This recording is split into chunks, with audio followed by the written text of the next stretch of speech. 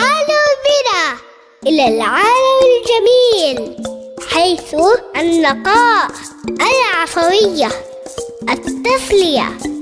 نستلخج كل صباح بنشاط مع زقزقة العصافير، نشدو ونطير بذكاء وبراءة، نحمل القيم، البهجة، اللعب، المواهب، الحيوية، الأخلاق، وأشياء وأشياء وأشياء تجتمع في عالم واحد.